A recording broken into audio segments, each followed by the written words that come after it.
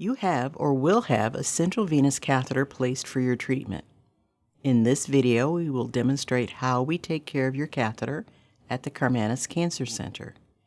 Care for your central venous catheter centers on maintaining safety and preventing infection. In this video, we will demonstrate how to flush the catheter without changing the cap. How often your catheter is flushed without changing the cap is based on the type of catheter you have or treatments you will receive. We will demonstrate how to do a dressing change using sterile technique. If kept dry, dressings need to be changed weekly. And how to flush the catheter when changing the cap. Typically, caps are changed weekly and after the dressing change. Flushing keeps the catheter clear for use. Flushing should be done before and after IVs and medications, every 48 to 72 hours for apheresis catheters, and daily for PICC lines. If the catheter does not flush easily, do not force fluid into it. It may be clotted. Stop and notify your doctor. First, we will demonstrate how to flush the catheter without changing the cap. Clean a flat work surface with disinfectant and allow the surface to air dry. While your work surface is drying, wash your hands with soap and water for 15 seconds. Remember to use friction. Rinse with warm water and dry with a paper towel. Gather the supplies you will need for flushing. You will need 2 masks, one for the patient and one for the caregiver, a pair of non-sterile gloves, normal saline and heparin as appropriate for your catheter, and 2 disinfectant prep pads. Have a trash can and a syringe container ready for waste. You will also need a watch with a second hand to time the cleaning procedures. Put on the mask, then the non-sterile gloves. Open the supplies. Pick up the catheter to be flushed in your non-dominant hand and scrub the end of the cap with 1 disinfectant prep pad for 15 seconds. Air dry for 15 seconds. Syringes have air in them that will need to be expelled before attaching them to the catheter. While continuing to hold the catheter in your non-dominant hand, pick up the normal saline syringe with your dominant hand. Take the end cap off the syringe, hold it upright and push the plunger up to push out the air. Now attach the syringe to the catheter. Unclamp the catheter and push 9 milliliters of the saline into the catheter. Use the push-pause technique shown in this video. Remove the syringe and discard in an appropriate disposal container. If heparin is needed, repeat the process, instilling the amount of heparin appropriate for your catheter. Discard gloves, mask, and wash hands.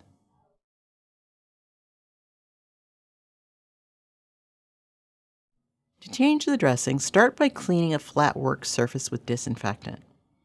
Allow the surface to air dry. While the surface is drying, wash your hands for 15 seconds, rinse with warm water, and dry with a paper towel. The supplies you will need include 2 masks, a pair of non-sterile gloves, a dressing change kit, and a dressing. Put on the mask, one for the patient and one for the caregiver. Put on the non-sterile gloves. Remove the date and anchor piece of the dressing first.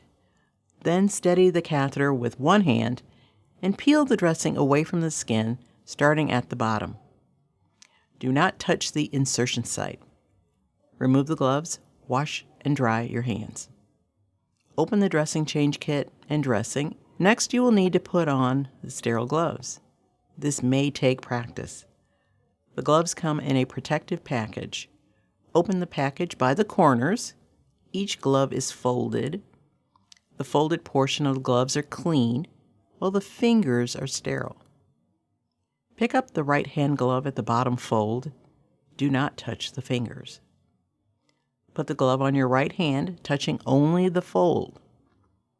Place the fingers of the right hand glove into the fold of the left hand glove. Touch only the fingers. Both hands are now sterile. You are ready to clean the skin. With your non-dominant hand, use the 4x4 gauze in the dressing change kit and pick up the catheters. With your dominant hand, pick up the CHG swab stick, Crack the sides together to allow the CHG to enter the sponge. Scrub the skin for 30 seconds and air dry. While the CHG is drying on the skin, clean the catheter with the CHG swab. Start at the top, working your way down the front. Then clean the underside of the catheter and air dry. Put on the dressing by peeling the lining from the back. Place the sticky side of the dressing to the skin. Put the CHG gel pad over the catheter insertion site. Smooth the dressing on the skin.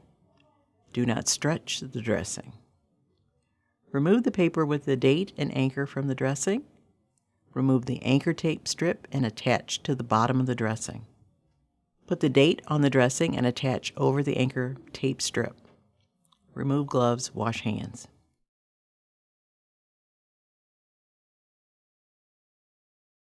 Caps are changed weekly after the dressing change. Supplies you will need include non-sterile gloves, 3 disinfectant prep pads, and the appropriate number of caps, normal saline and heparin syringes. To remove the air from the cap in the syringe, pick up the cap with your non-dominant hand. Pick up the normal saline syringe with your dominant hand. Attach the cap to the catheter.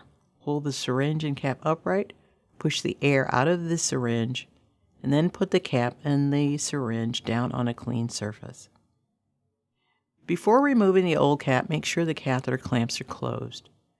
Pick up one of the lumens with your non-dominant hand, scrub the catheter and cap connection with 1 disinfectant prep pad for 15 seconds.